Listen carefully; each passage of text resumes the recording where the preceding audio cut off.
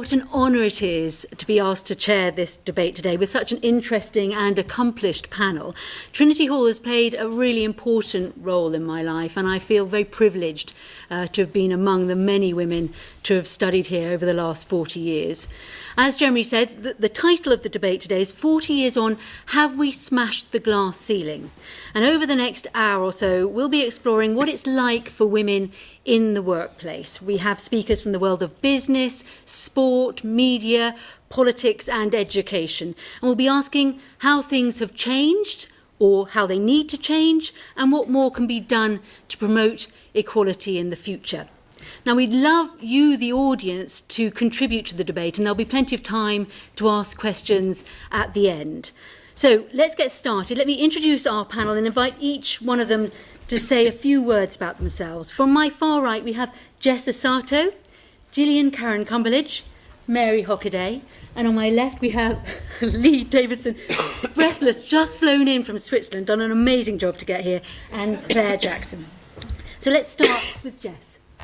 Well, can I echo what an honour and a privilege it is to be able to sit here today. I came to Trinity Hall to study law, and I was the first in my family to go to university.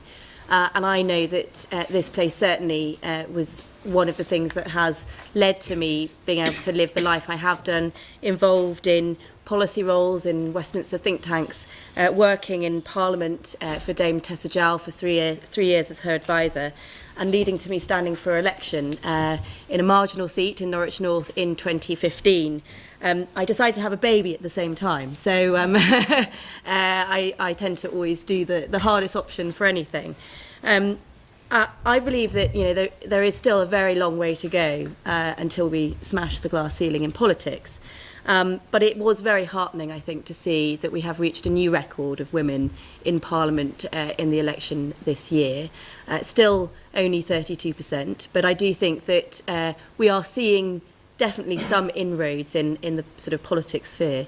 And as somebody who has been engaged in politics ever since I was here at Trinity Hall, I think it's great to see that progress being made. Thanks, Jess. Gillian. Thank you. Likewise, it's a pleasure and a privilege to be here. And I guess my career, I read history at Trinity Hall, and then, like many people from my generation, went into the city. But actually, within 3 or 4 years, was really interested. I started at the Bank of England in regulation, but was really interested in working internationally and applying some of the thinking that I developed. Reunification happened in Germany, so I went out to Germany and worked for the second largest German bank, raising capital, which was a fascinating time and sort of drew upon a lot of the themes that I was interested in.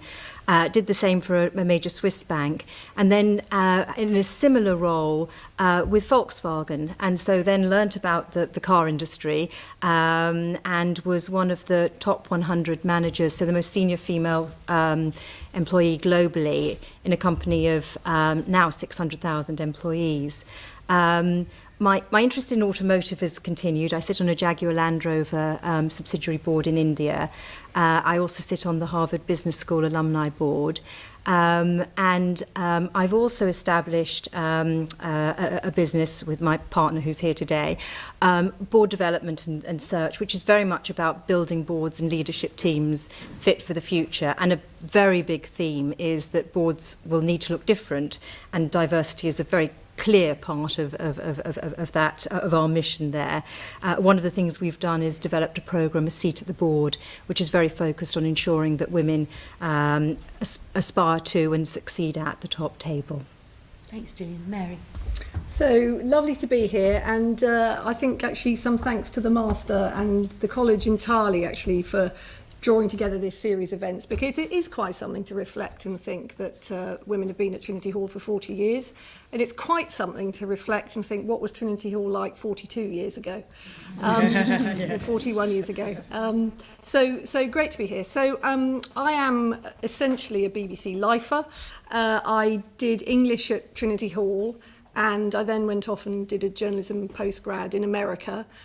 Came back, wasn't really quite sure what to do with that, but sort of did a bit of this and a bit of that, like you do if you're trying to get into journalism, and eventually landed a traineeship with the BBC World Service. Worked there for a while, and then later worked in domestic news.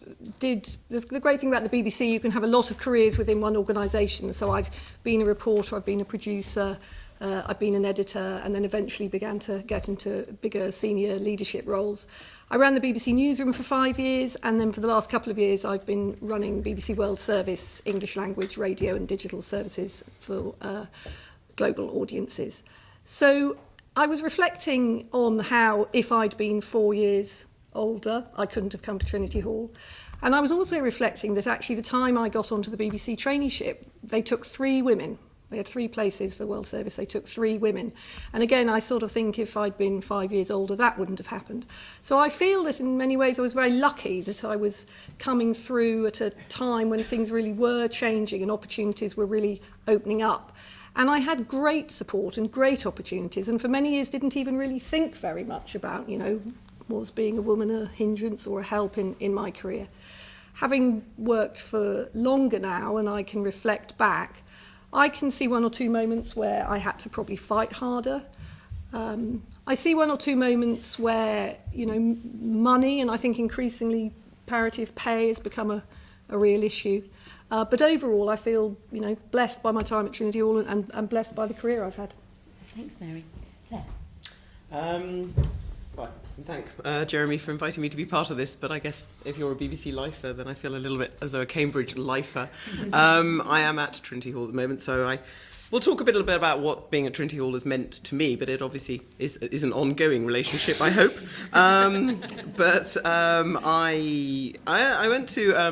came to Cambridge as an undergraduate in 1990, having been at a school where there were 34 girls in sixth form out of a sort of 400, and arrived at Sydney, Sussex in 1990, where actually the intake was relatively 50-50. So my experience of gender disparity was much more in my last years at school. But it was still sufficiently recent that Magdalen, I think, was the last college, well, obviously there are still 3 female colleges in Cambridge, but Magdalen had admitted women in 1987. So I think there was still this slight oddity about the people that were then in third year had been the first intake there. But I think a lot of what Mary was saying actually sort of resonated. I mean, I think actually my generation were very blessed. I don't remember reflecting a lot on gender. It became very clear to me in the degree subject that I chose, history, increasingly that history in the 1990s was perceived as having the worst gender division in its academic performance of any degree subject in any university. And it hasn't got that much better. It's got better, but it hasn't got so much better. And there's a whole series of very multifaceted, entangled problems about why that may be, that are still going on today, and that I talk about daily with students here today. But I do feel as though I have been very lucky. I always thought of academia as a series of sort of concentric spinning roundabouts, and one carried on spinning at one level and then one applied for something, assuming that at some point one would get flung off. And I always had this view, which I once foolishly said to a vice master, well, if all else fails, I'll go into law. And he always didn't like that phrase, if all else fails. I maybe also thought of journalism. I don't know, I always assumed, maybe it's an imposter syndrome as well, I always assumed that at some point I would jump off this fast-spinning roundabout and have to create a career. But I became a research fellow at Sydney, Sussex, and then I moved here into Trinity Hall in 2000. And again, you can have many careers within an even smaller college. So I'm still a Director of Studies in History, but I've also been an admissions tutor, and this is my 4th year as a senior tutor. And I feel tremendously privileged to have worked for such a wonderful institution. I mean, it may be 660 years old, and women are a very small proportion of that, but I certainly think as a workplace culture, it's been terrifically supportive. But I am primarily, I think, a historian. That's really what sort of gets me up in the morning. History as a profession has gendered dimensions to it, but I've also noticed that particularly, I do believe in, I think the buzzword is knowledge transfer, so public history. So I've also done television series as spin-offs from research as well as publishing, and there I think there are different gender dimensions about tele-historians and public historians. And I'm happy to talk further about those in due course. Lee. Afternoon, everyone. I'm sorry for keeping you all waiting. I did actually fly in from Switzerland today. Like Jess, I was the first person in my family to go to university. Like several people on this panel, I came here to study history, although Dr. Rabin, who's in the audience, may disagree that I actually studied any history when I was here. She's laughing. She wasn't laughing 20 years ago.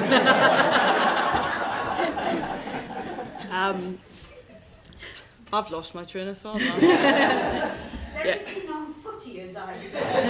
And didn't it all work out so well? Yeah.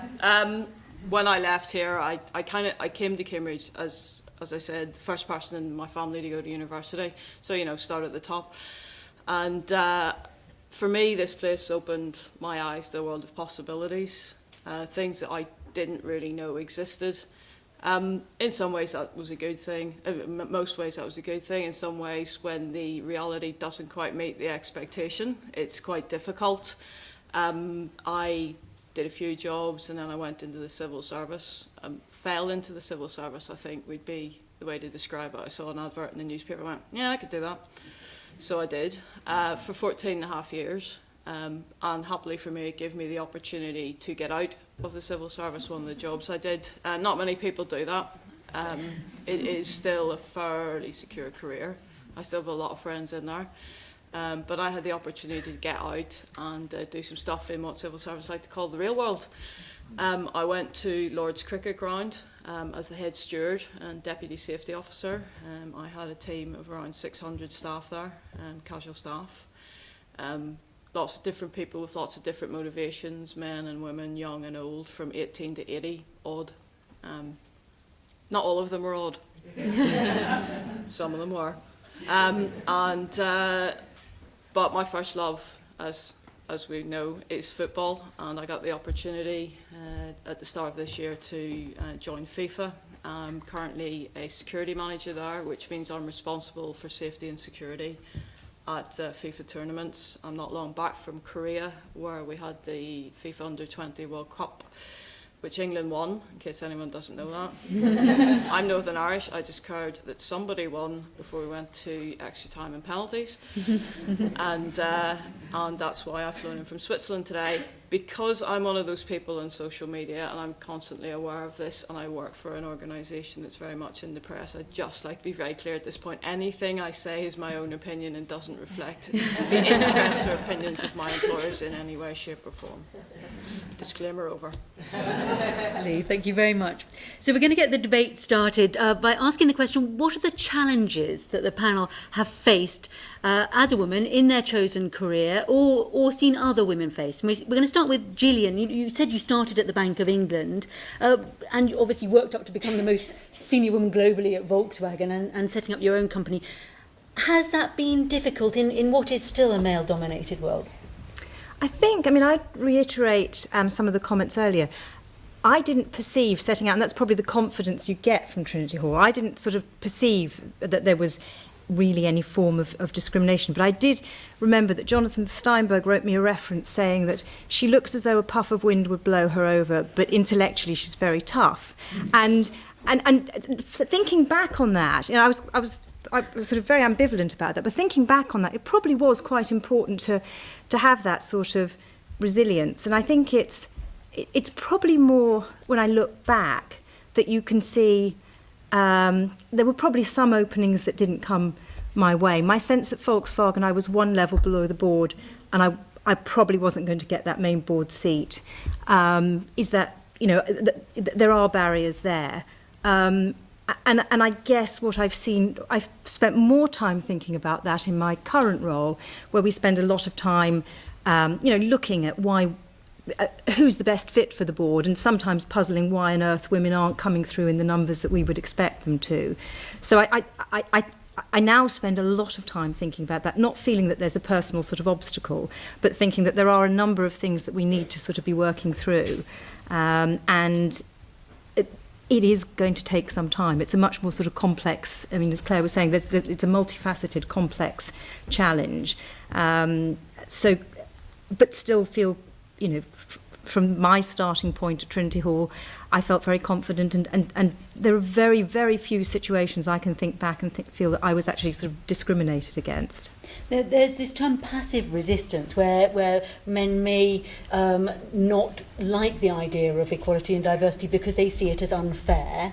Is that something that you have ever come across, that although they understand the concept, they don't actually think it's a fair concept? I think a lot of the decisions that we make are emotional rather than rational, and I think a lot of men would intellectually embrace diversity, but when they're confronted with the challenge of appointing a woman, will fall back on, well, we can't find a woman who has that specific experience. And I think that's it's almost the imagination. It's the lack of imagination, I think, is one of the biggest challenges. And it's giving people the confidence to see things from different angles and maybe to take a bit of a risk on somebody who hasn't come up exactly that career path, but could bring a great deal to the organisation. It's that sort of fit for the future, that punt on the future. And if we could inspire that confidence, I think we'd probably move forward. That is breaking the glass ceiling, to my mind. Lee, you're also in what would be regarded as a male-dominated world, and sometimes a macho culture as well. Have you found that hinder you in any way? I think it would be fair to say, because it's not just about the fact that I work in sports, it's also because I work in less the safety side of it, more the security side of it. Would be seen that there are some barriers there, for the simple reason that a lot of people that do the types of job that I do are former senior police officers who do have a tendency to be male. And the thing that that is a thing that is changing. We see, the most senior police officer in the UK at the moment is a woman, which is great. I think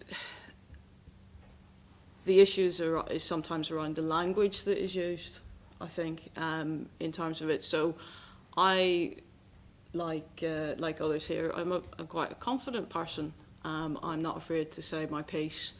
And that is something that Trinity Hall certainly gave me, because after my experience here, I'm kind of confident that I can argue with anybody. By argue, I mean discuss, actually. I genuinely don't like arguing. But there's a thing about the language we use, but I'm quite confident in stating my position, and it has been thrown back in my face by a former female boss in another organisation I worked for.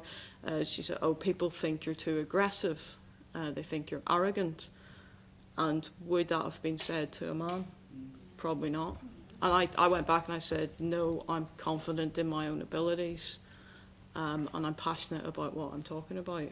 And that's quite different, because I know what I'm talking about and I'm right. No, I was right. People feel threatened sometimes by a strong woman speaking. As you say, they get accused of being feisty or aggressive. Yeah, aggressive, confrontational, pushy, bossy, all of those kind of words, which I think are very unhelpful. And language as a whole is that thing about, is the fit right? What's the best fit? And if you haven't seen a woman in that role before, if you can't be what you can't see, or you can't imagine what you can't see, and as well the language that we use around that. So like chairman, rather than chair of a panel, master of a college rather than the head person of a college, or principal, or what the other word should be. I mean, it's the 21st century. Do we need to start rethinking that male is not the default? Mary, you said that sometimes you think maybe you had to fight a little bit harder at the BBC, but I think there's probably something that crosses a lot of the disciplines here, that it is a fact that journalists female journalists are often paid less than male journalists and promoted less than male journalists. What do you think can be done about that? I do think it's changing. I really do. Partly because there are a lot of extremely talented, confident and determined women journalists, and that's true now, even out reporting in war zones, as much as it is, back kind of managing the shop, I mean, Claire may talk about this, but I think, the issues for women who are on air and especially on television and some of what they get subjected to and the issues around that, is a whole complicated set of things which has definitely not got to the place that I think it should. In terms of the more, sort of editorial leadership and managerial world that I've come up through, again, it is interesting how things, you look back with hindsight, and I can see now that there was a moment where I had to sort of fight particularly hard for a role because otherwise it just was going to go to the bloke, because people weren't really thinking and paying attention.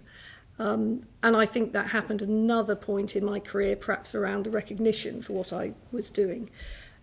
So I think, you have to look out for yourselves. The younger ones of you in the audience, you do have to look out for yourselves.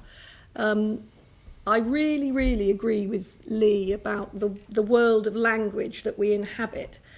And if you think that we have been in a culture, and actually are still in a culture, where the default is always to say he or she, it's amazing, actually, that we've done as much as we've done, because even though we all have, and many more, and in this room and beyond, and the world is changing very, very fast, ceilings made of all sorts of things have been smashed.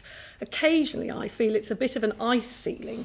In other words, you smash it, and then the ice can just sort of start to grow back a little, and it has to be smashed again. I mean, hopefully, the sort of weight of gravity and just the amount of people that really is changing. But it's not surprising to me that we're still on a journey of achieving that, because actually these are changes against literally centuries and centuries, millennia of language which reflect some kind of very deep, foolish human desire to divide everything into two. We're actually people. We don't need to be. We don't need always to be thought of as different. And I'm very aware of moments in my career where it's been actually imaginative men who've got me on my way. One who gave me a really senior job just after I told him that I was pregnant, and was happy for me to go on my maternity leave and come back and pick up the job. And I think, I look back at that and think, gosh, without him and that decision. And I think I think imagination is a really good word. And I just urge everybody, especially the men, to be imaginative. And Claire, do these kind of themes ring true in academia as well? I think so. I too would echo the point about imaginative colleagues, of either gender. I think I've been terrifically fortunate. There's two male masters in this room who've been incredibly supportive. But I think the language issue for the first time hit me, the fact that I'm a fellow of a college, and I was trying to explain it to a child. And it's often when you try and explain something to a different generation, and they're going, but why a fellow? And I couldn't get over the fact that to a child a fellow is a male term. And it was very interesting. This is obviously the culmination of a series of events that have been happening in college, but one of the most, I think, telling discussions was a really talented, stellar array of female scientists, some of whom you may have heard this afternoon, Jasmine Fisher and Sasha Churchin, but also Professor Jane Clark, who's a fellow of the Royal Society, and about 4 other female scientists. We're talking about women in science at an event very similar to this. And the most controversial issue became that of quotas and whether one needed particular quotas to be transformative. And it was very clear that there were very, very divergent views on the panel. And that is, I think, another issue where one starts to have a position at one point in life, and usually it's quite sort of unambiguous, as in, I don't want to do anything just because I'm a woman, and how could I ever tell somebody they did that just because they're a woman? But an equally powerful argument was being made slightly by probably the older members in the panel, that sometimes, and I suppose Jess would think of this because of selection lists, sometimes you have to do something to be transformative, and then suddenly the glass ceiling changes. And this argument was sort of going back and forwards. And I noticed, I think, I'm so delighted that this portrait is being unveiled today of Sandra and Corinne as the first image of women in this hall, because I had not noticed that there were no images of women. It says something about my, that I've become so institutionally desensitized to gender diversity that I just hadn't noticed all these men, because they sort of blurred as part of the dead men as part of the furniture. And it was when I was, literally part of the soft furnishings. But it was when I was admissions tutor, and we were trying to do granular feedback from people about aspirations, and it was constant in people coming to the college, really inspiring day, really makes me want to aim. Why are there no pictures of women anywhere? And I thought, you've actually got to do something transformative to change that. And I was thinking about this in a meeting in the Leslie Stephen room, looking at 4 images of Leslie Stephen, thinking, couldn't they just have one of his daughter, Virginia Woolf? So, I think I'm a little bit more open-minded now about that, whether sometimes actually quotas and things are helpful. And that's obviously an issue for boards as well. Well, I want to ask you about quotas in a minute, Gillian, actually, but I also want to say to Jess, when we're talking about glass ceiling, we're now on our second female Prime Minister. In some ways, we have smashed that glass ceiling. But in politics as a whole, how did you find your experience as a young woman? Well, I sort of want to echo what a lot of others have said, which was that I always had people who were looking out for me. So particularly strong women at the start of my career. My first boss, I remember her telling me that in seminar rooms, because, political discussion always happened round table, Chatham House rules meetings, often I would be the only woman round the table or one of 2. And she said, never, ever offer to make the tea or coffee. And never put your hand up when somebody asks who wants to take the minutes. And actually, I did it once because I forgot her advice. And I realised I was the only woman in the room and I took the minutes. And I thought, right, I'm never doing this again. But I was given that fantastic advice. And I think it is true that when you have mentors who look out for you, I think you can go so much further in your career. But, the fact is that politics and being in the public eye, I think does show you a lot about sexism that you might not otherwise see if you're not quite so much in the public eye. And certainly when I was a candidate, it was very clear that there was a huge amount of online sexism directed at women. There was one particular episode where actually a BBC colleague perhaps made some ill-advised remarks on air about the Ched Evans rape case, which myself and my male candidate in Norwich South wrote a joint press release saying that we thought this was pretty dreadful and he should apologise. And we both tweeted the press release and the lines at the same time. And what happened was I had an absolute barrage of filth, frankly, extremely disrespectful language, threatening language, and very sexualised language. And he just had people cheering him, just saying, this is fantastic, so wonderful to see you standing up like this. And actually, he turned round to me after about 3 days of absolutely awful comments, and he said, I think I've just actually realised the difference here between men and women in the public eye. And I thought it was interesting because, being part of the Labour Party, a party that's about equality, I would have expected him to sort of have understood that. But for the first time, I think, in his life, he was sort of saying, this is really quite bad. And unfortunately, the situation really hasn't improved since then. If anything, it's got much, much worse. And we obviously now have a number of commissions in Parliament looking at online sexism directed, not just at parliamentarians, but all sort of public figures, women. Mary Beard did a fantastic lecture on women's voice in public going through the ages a number of years ago. And I just find it fascinating that actually women are always silenced when they try and speak up in a public sphere, and this issue about language is absolutely pertinent. So the number of times, either in party meetings or in the press, I'm called shrill, or hysterical, or strident, because I'm simply trying to make my voice heard, is something I think puts a lot of women off being part of politics. And it doesn't mean that, we should not have tough skins. The fact is that being in the public eye, you need to be tough.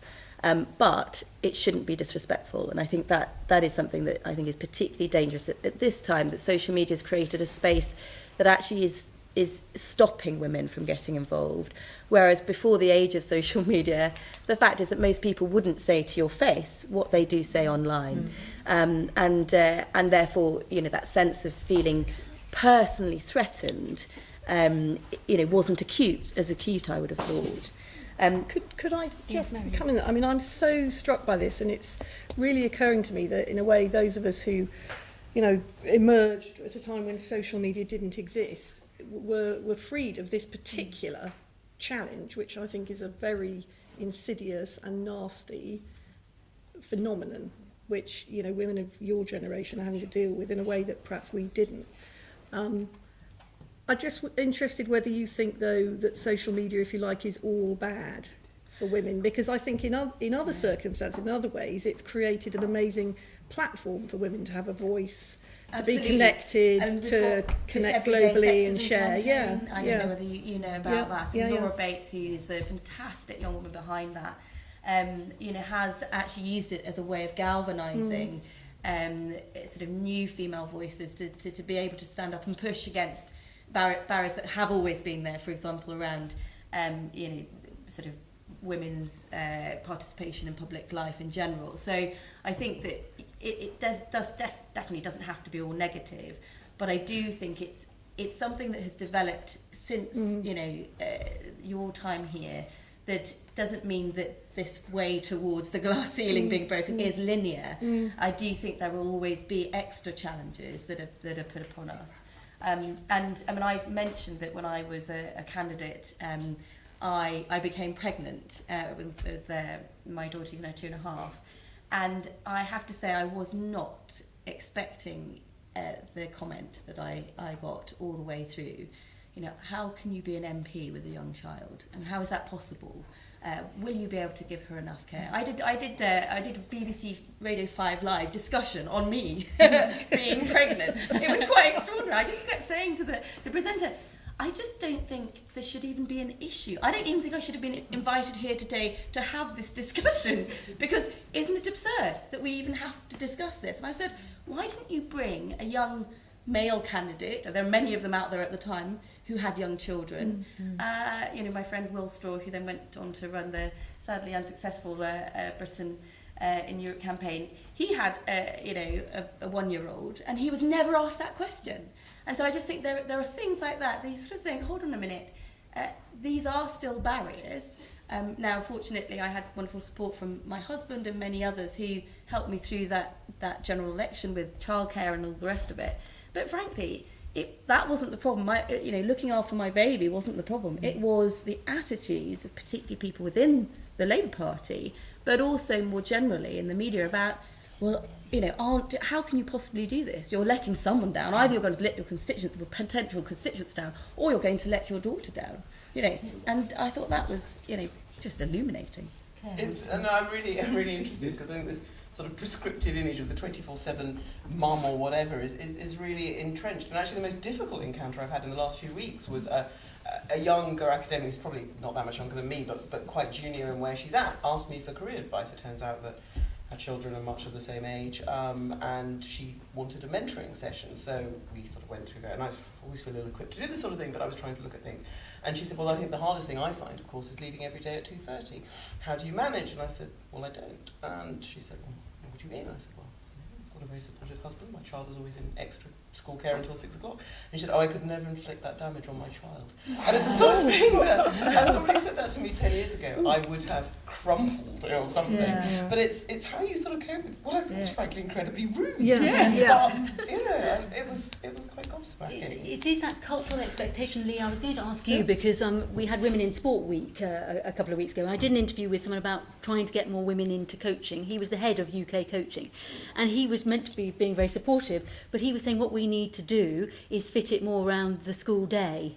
And of course we had a lot of emails from viewers afterwards saying that was actually sexist in itself, and it's that kind of deep-seated kind of culture that I'm sure is there in sport and other disciplines. Yeah, this was one of the things when I was thinking about today is what it's not just about how do we get the glass ceiling. It's about what are our cultural expectations. I work in Switzerland, and it's quite different from working in the UK.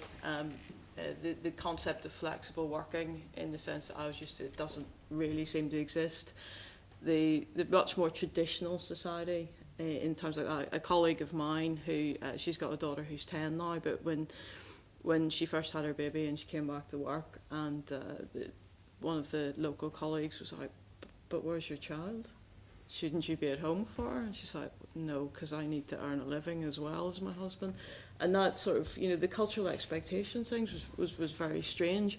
And for me, very much not just about what we do, but a more flexible approach to working. I mean, I was fortunate to work in the civil service for a number of years, which was quite flexible. And the strides that have come on in terms of shared parental leave and things like that, those are things that need to be addressed, and it's all part of that picture around gender pay gaps, shared responsibilities, who takes the burden of the unpaid work, and those things all fit together as part of the picture about what is seen as stereotypical gender roles, and why men's careers seem to go faster than women's careers, and all of that. So that moves us on to looking ahead, really. We've looked behind us, looking ahead to what can be done to improve the situation in the future. Do you, Gillian, believe that quotas on boards are the answer? Are the targets that are in place working? This is the sort of the hot debate, and how do you drive change? I think there are times when you need to do something. And so, I mean, we've talked a little bit actually about Switzerland. Well, I've lived in Switzerland and Germany, very conservative societies, and they actually have a term, talking of language, for mothers who work, Rabenmutter, so raven mother. And, so in Germany, I think it actually is appropriate that you introduce, they now have a legally binding quota for women on boards, and I think if nothing is changing, you do have to take action. And I think here in the UK we've gone down this route which sort of works for the UK, which is we have voluntary targets for companies, but Vince Cable was pretty clear that if these targets weren't reached, there would be legislation. And we sort of the first target was 25% for 25% women on FTSE 100 boards, and we sort of got to 26%. So it wasn't a resounding sort of, but we got there. And I think there is actually a bit of sort of momentum coming. There's now the Hampton-Alexander Review and also the Parker Review on ethnicity, which is looking much more at not just sort of women on boards, but the next level down, and just basically kind of what companies are doing to make sure that they're doing everything within their means to make sure that they've got a really strong pipeline. And these, I think, are probably the right sort of measures. But it is culturally specific, and it's really interesting that probably one of the countries that's really not moving very fast on this is the States. I mean, it's probably symptomatic of all that's happening in the States right now, that although they were way ahead in terms of women in big executive roles, actually women in, one thing about boards are power. That it is the power of the organisation, and so there's sort of, my view is whatever's going to help that culture change and move to the next level, and it probably, there are times when you do need to move things forward, and I think women standing back and saying, but I don't want to be here just as a token. I mean, that's fine, but actually it's not just about them. It's actually making that societal change. And is there a difference between executive roles and non-executive roles, and the success that's coming in both those? I think it's easier in non-executive roles. There's a pool of women. You can also. I mean, the beauty of a board is it's composite, so you can have. You should be bringing together very different skill sets and experience.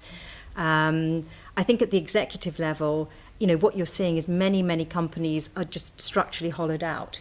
For all the reasons that we've talked about. Probably you started with a sort of 50% plus graduate intake, with women probably having higher grades. And then there's quite a lot of research showing that women start to peel off in their 30s. And the main reason is not family, actually. It's because they don't see themselves, they don't identify with that leadership role. It's just not something they want to do.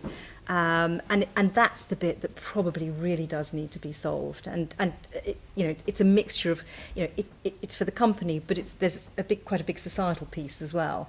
Is that similar at the BBC, do you think, Mary? And there is a lot of mentoring at the BBC, isn't there? But yes, and in BBC News, certainly, the last couple of years, we've had a very good leadership programme for women sort of mid-career who have got the potential and the aspiration.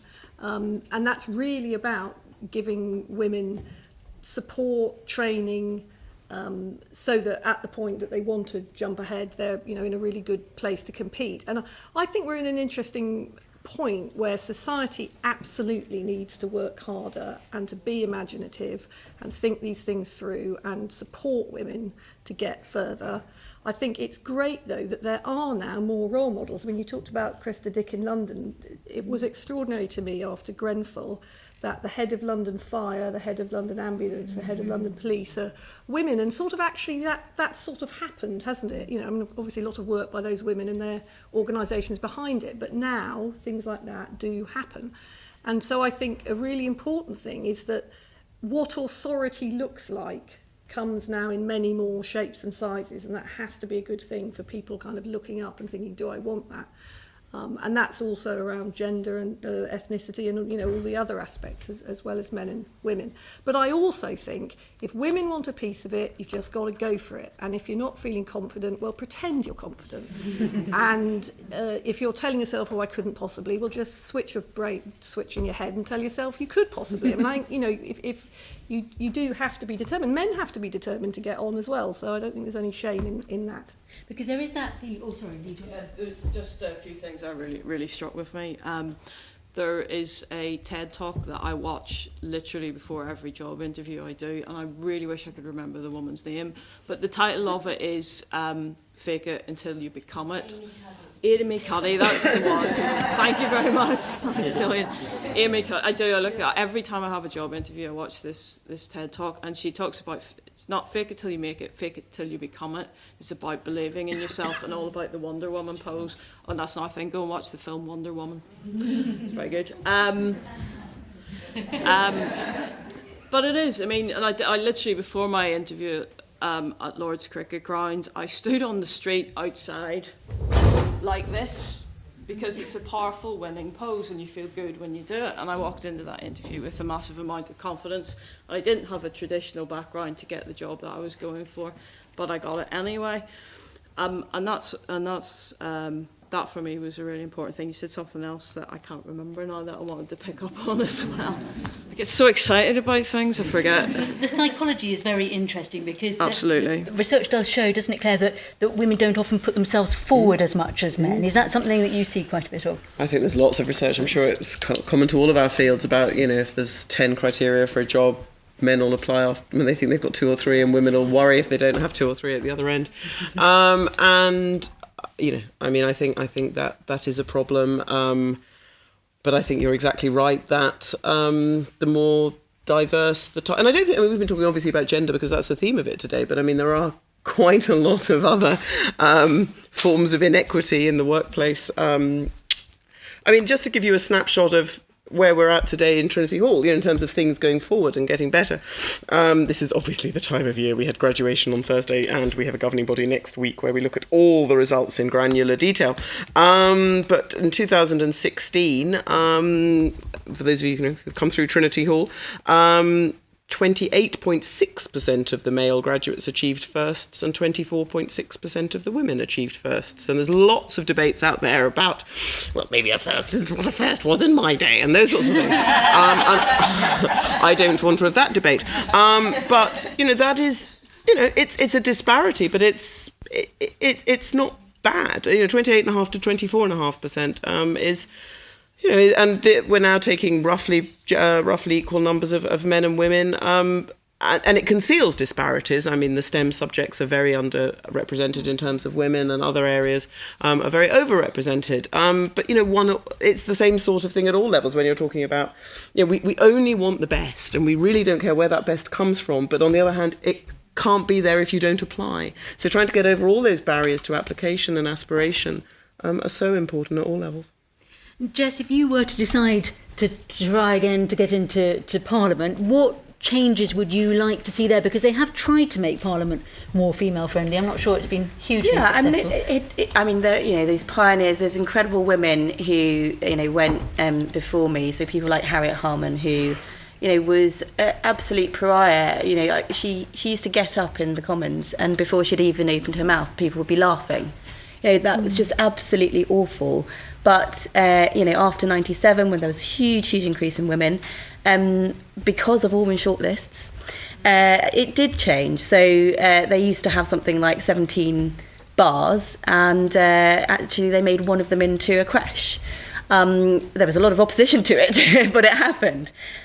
There are debates and discussions. I work in domestic abuse now as public affairs manager for a large charity, and the issue of domestic abuse was hardly ever mentioned in Parliament until the numbers of women grew to such a significant extent that actually it cannot be ignored, and we now have a bill that's just been announced in the Queen's speech. So having that critical mass of women has been very, very important.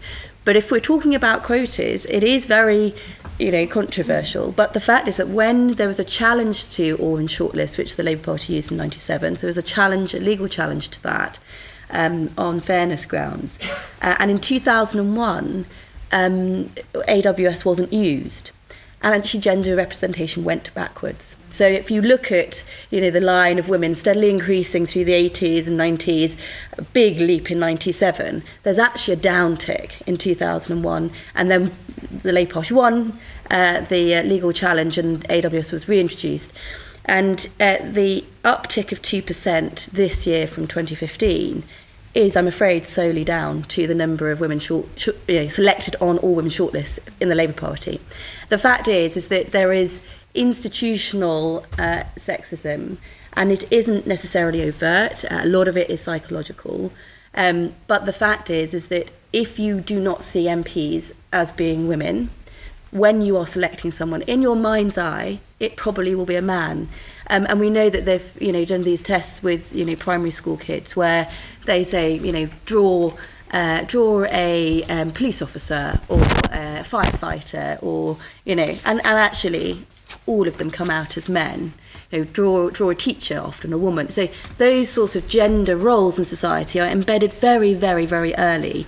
So you cannot expect to overcome what is, right from the very, very start. As Mary Beard pointed out, women's voices have been silenced. Women have not been equal. Women are seen as unequal.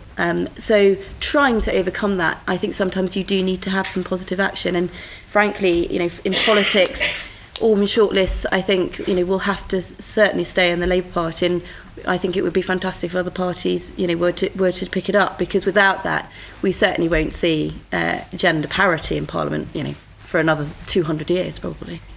Mentioning Mary Beard has made me think, Mary, in the BBC, not only are you looking at the people who work there, you're looking at the people you put on air, or TV, radio, and what they are saying about diversity. I know Mary Beard has suffered abuse on social media in the way that Jess has said, but I, as a newsreader, often think that we have men who have gravitas and women who have wrinkles. What do you think is the answer as far as making that kind of public-facing role of the BBC equal? I think I was reflecting, I was listening to the radio on my way up this morning. I was listening to World Service, so I thought, oh, nice one. Available on DAB in your cars, by the way. And I just, turned on, listened for a couple of years. And actually, I was astounded because we had a business programme presented by a woman. We had the newsreader was a woman. There was an interview, basically for 2 hours I heard a lot of women's voices, and I thought, God, we really have changed. And I mean, been part of helping make this change. Because I remember when I joined, basically you didn't really put women on radio, although there was a sort of acknowledgement that high voices were quite useful for cutting through on shortwave. I remember somebody actually saying that. So, things have changed massively, and that's really the answer. It's do the change, and it's back to the determination, willpower and imagination and humanity of the decision makers. Because, Mary Beard gets abuse. She's also massively respected and admired. And, people like Emily Maitlis now, again, are taking absolutely top-notch jobs, and so she should. And there are plenty. And on rate, that's why I was listening to Sue Lawley presenting the Reith Lecture with Hilary Mantel. So it takes work. And I mean, one of the other things the BBC's done recently, because it sort of recognised a need, was a programme of support for women academics who would like to develop an on-air role and feel they've got something to say. And of course, they have got something to say. And I don't know, the woman who was running it told me something like they had, 2,000 applications for a kind of training day with 40 places, and could have easily, selected kind of 500. So, we're here, aren't we? Women are here. We've got plenty to say, and some of us get the chance, and I think all of us have to give more of us the chance.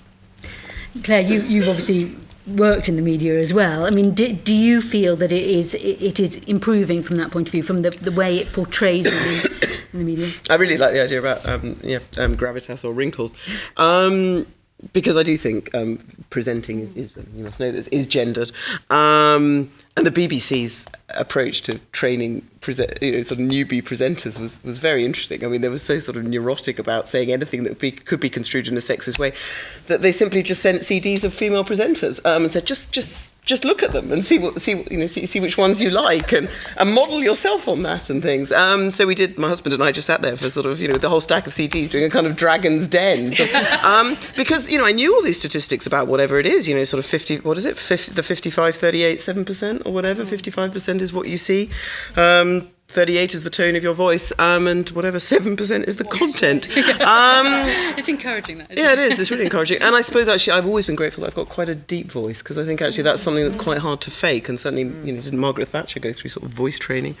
No, I don't think it's I don't think it's a particularly positive picture. I mean, there was a documentary last week or something about the Great Fire of London. I was just reading the reviews, and it began, "Since when did television presenters get so good looking?" And that was the opening of the review. So no, I think there is a difference between being a sort of David Dimbleby authoritative figure, and I think Mary Beard has been terrific, and I think. I think it spoke volumes, particularly the episode in which she took on some of her adversaries and actually, sort of face them down. Because I think that, just moving off that topic, is probably one of the biggest challenges that feels different to me as a senior tutor talking to our students now, is that we did not have all the pressures that come with an online presence. I mean, life is kind of enough when you're 21, with hormones and work and social life. And I do feel grateful that I didn't have to worry about my online persona. I think, I share all the views about the terrific opportunities and connectivity and everything that social media brings, but I think at an adolescent level it can just be yet another pressure. And Lee, talking about football in particular, obviously a great passion for you when you were a student, but is the problem in sport that actually we don't even treat sport equally? So we don't look at women's football in the same way as we look at men's football, and not as many women take part in sport as men take part in sport. Yeah, I mean, there's a lot of research about dropout rates. The dropout rate, particularly from teenage years and girls, is phenomenal across sport. There's some really good campaigns going on for the last couple of years, like This Girl Can. Yeah. If you've ever seen those adverts, every time I see them, I'm like, yeah! And then I'm like, no, that would mean cycling up a mountain, so maybe I'll walk. There's those kind of things. I think there's been a real positive change since the Olympics in 2012. The BBC has made a great commitment around women's sport there, and not just around tennis and the Olympics, but they cover women's football. Does anyone know what major international sporting competitions taking place in England and Wales at the moment? Yep. Women's World Cup cricket. Absolutely, yep. Can anyone... Excellent, good stuff. Does anyone know the name of the England football captain? Name one of the team. Go Is for it it. Christensen? Yep, yeah. Steph Houghton. I deliberately said the England football captain, not the England women's football captain, because that for me is a thing. We talk about football and women's football, and this is where I'm very definitely stating my own opinion rather than anything to do with where I work. Is that sort of back to the language and the default of it. So, we talk about football and women's football. And one of the things FIFA's doing really well at the moment is investing a lot in women's football and trying to grow the great game further. And I think it's a good thing that we have. I think it's a very good thing that we have a dedicated team that are doing that, and trying to raise the level of it. But it's a circular argument. You see this circular argument. We're not going to show it, or we're not going to write about it because people aren't interested. But people don't know about it because you're not showing it, you're not interested in it. So you see women's sports becoming professionalised now. The England women's cricket team, they've got central contracts since I think last year or the year before.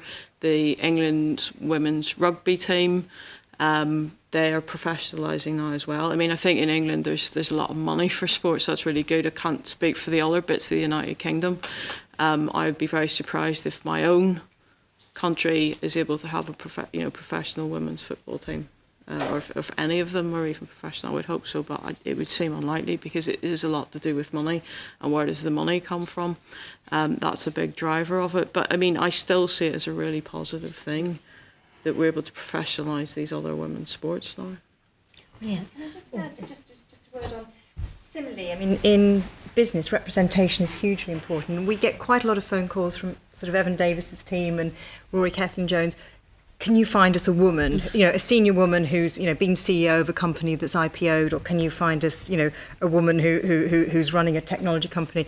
And it may feel artificial, but I think it's so important, particularly if you look at technology, the biggest sector, the biggest, generating the most wealth, totally owned and controlled by men.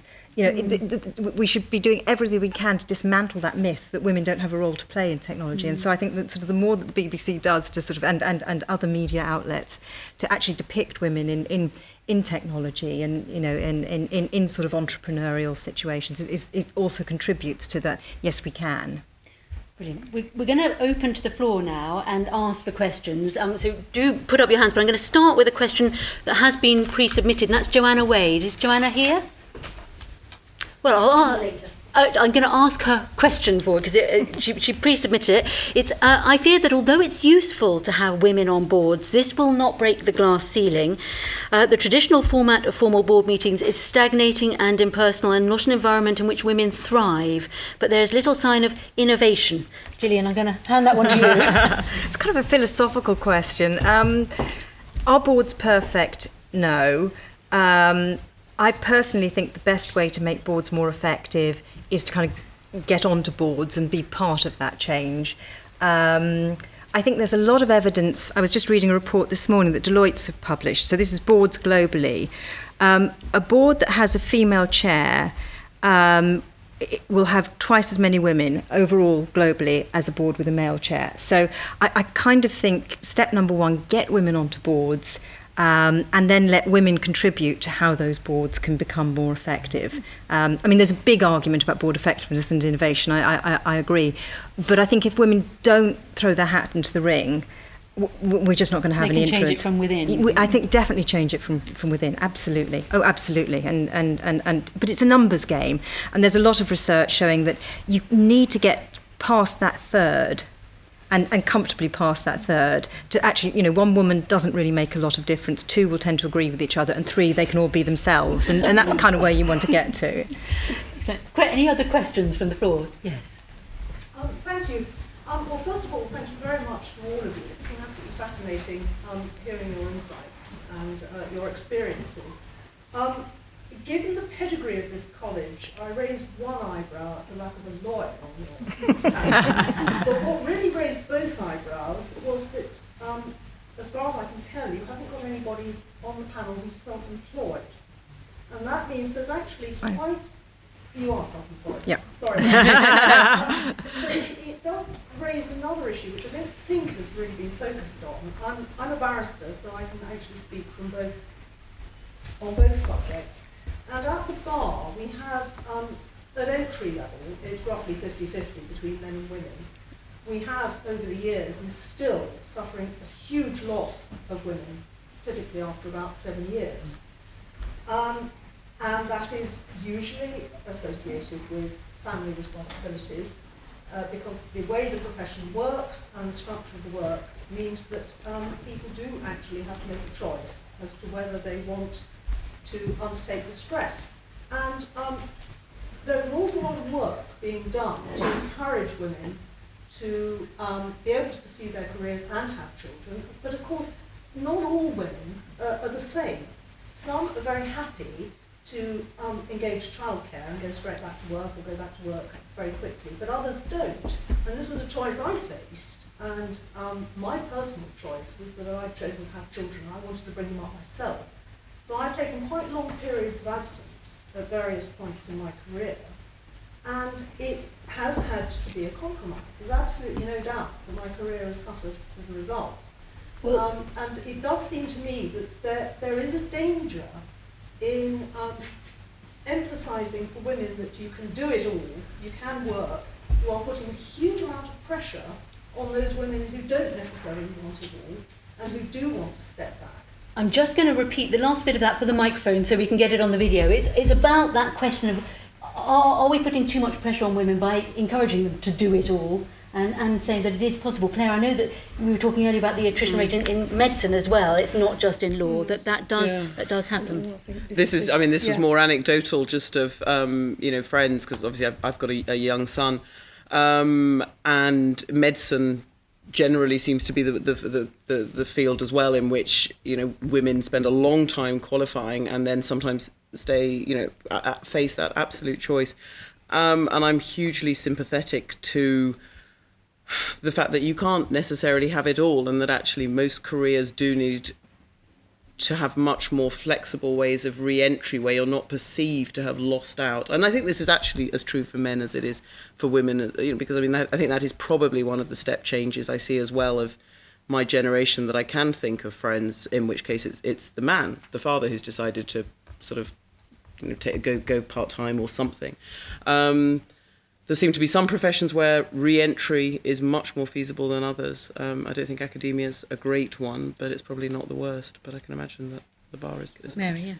Yeah, I mean, personally, I think that organisations have got to change, and I think slowly they are. And I think you get different battles, and you can see them shifting. So I mean, first we've been talking about kind of women in the workplace and thriving and doing well. I think there's another terrain which is actually part-time women. You might be working part-time, doesn't mean your brain has cut in half, and that actually you should be able to contribute fewer hours but at full tilt. Job share has only begun in the last few years, and you're beginning to see role models and models for that.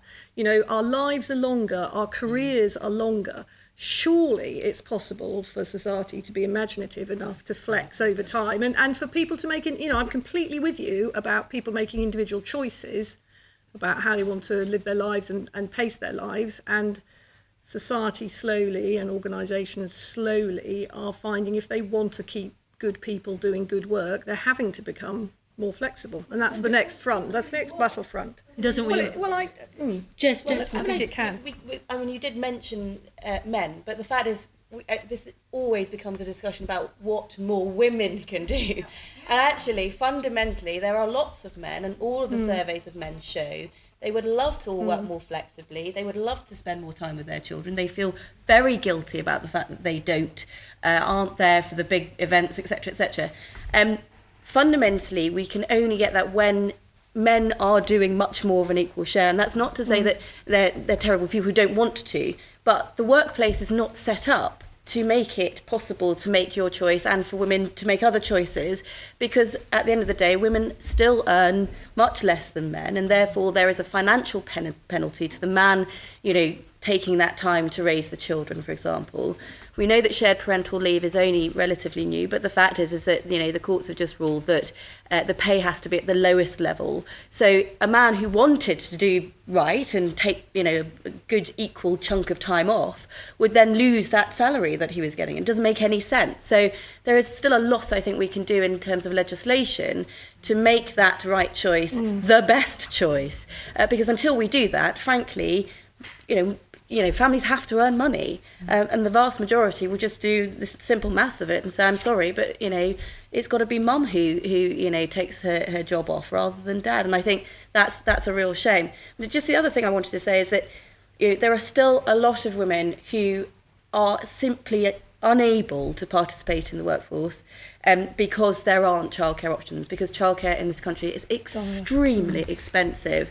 And I think McKinsey worked out that if we were to make flexible working, fantastic idea of having job shares, all of these things coming together with affordable childcare, there would be an extra $12 trillion created in the global economy because women would be actually able to participate. And I think often what happens is that when women get onto panels like this, we tend to have done quite well in our careers.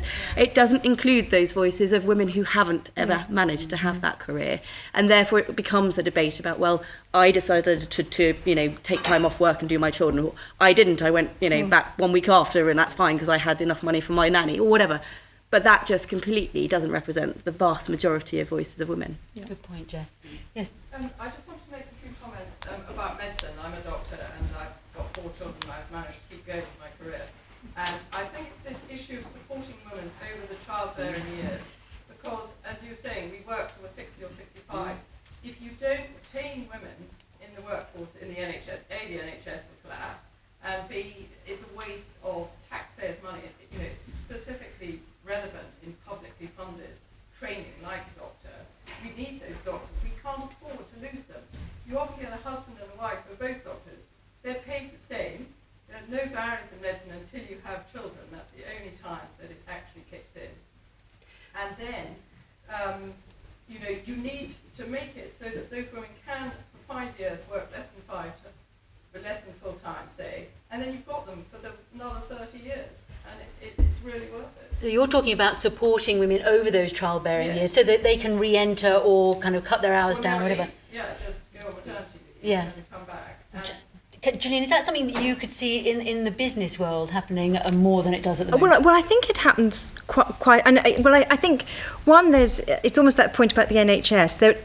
I think organisations recognise for a number of reasons they need more women. I mean, and partly shareholders are kind of voting out people. If the chairman isn't seen to be doing something about this, the chair won't be chair for very long. So there's regulatory, there's shareholder pressure, there's economic pressure that you do need those roles.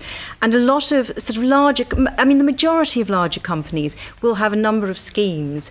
But what's quite interesting is there's another piece as well. So there was a big piece of research by McKinsey this was professional services, and looking at why you're still 10 times less likely to become a partner as a woman. And what they found was that all the big firms did have about 24 different interventions to get women back up once they'd had children, all sorts of flexibility. And the biggest single problem was that women didn't actually want to come back, that at some point, and so there's something, it's both putting the policies in place, but actually making it an aspirational sort of choice to be back, and that you're not sort of fighting so hard to hold the whole thing together. So there's a huge amount being done.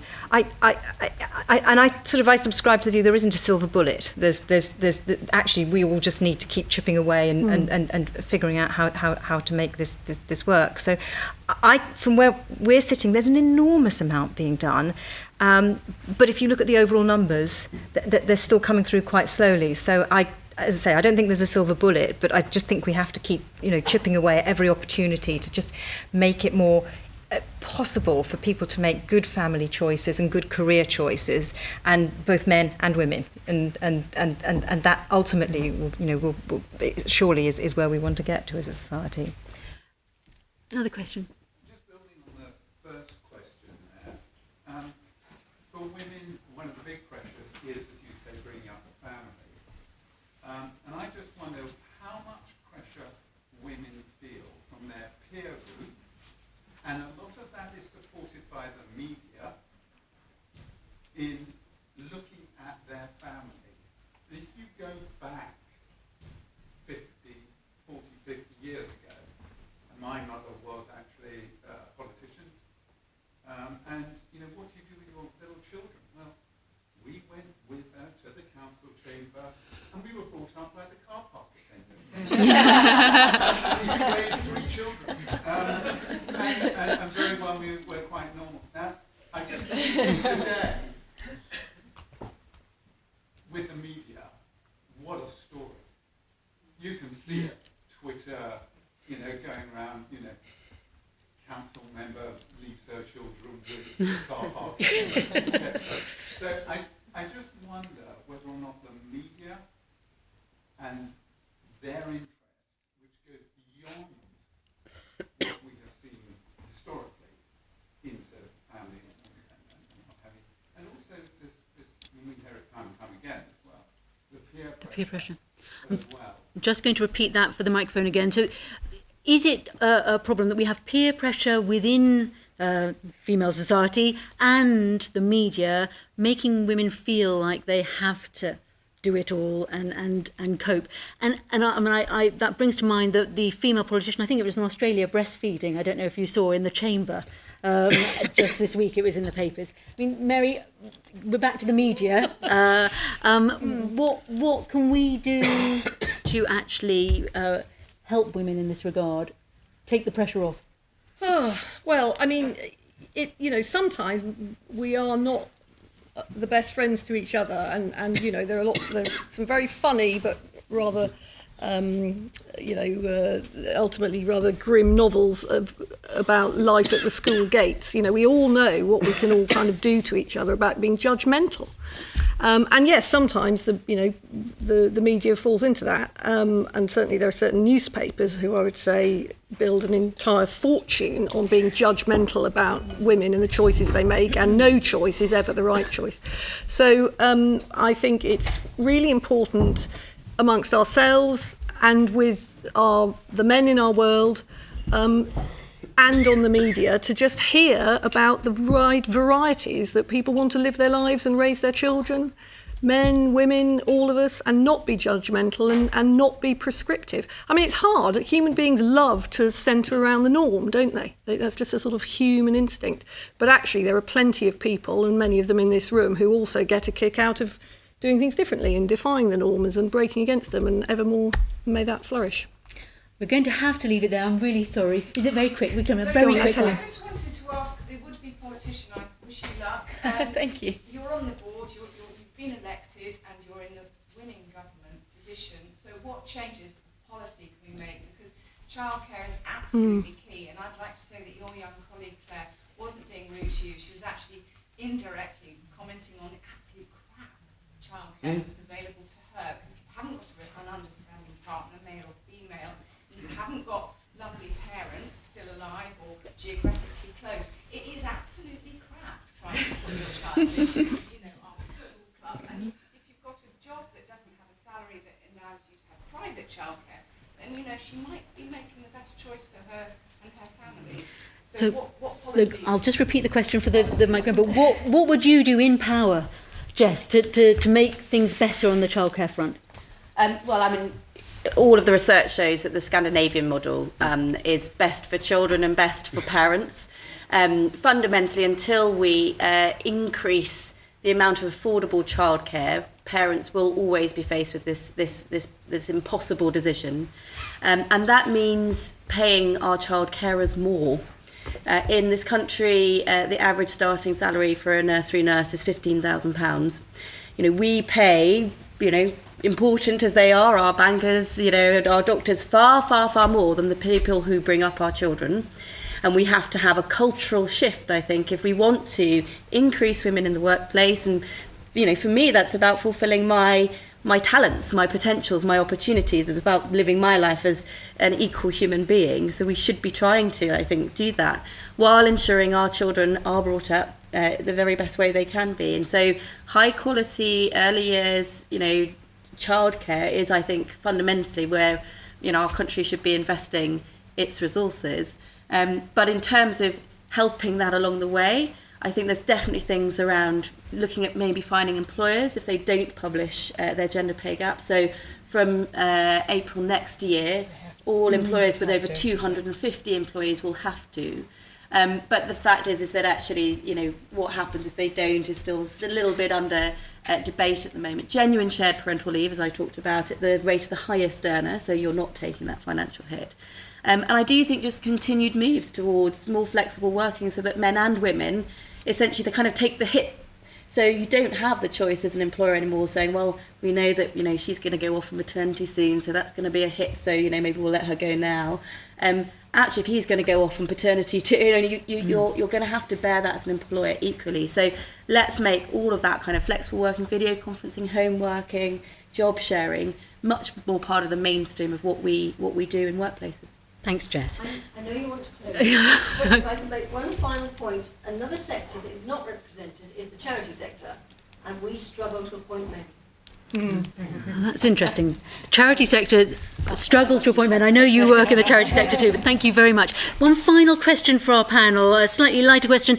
Trinity Hall, as I'm sure you all know, has commissioned some paintings of women, as it's felt that the college, along with many others, does not have the right balance of male-female portraits. We have no balance at all of male and female portraits.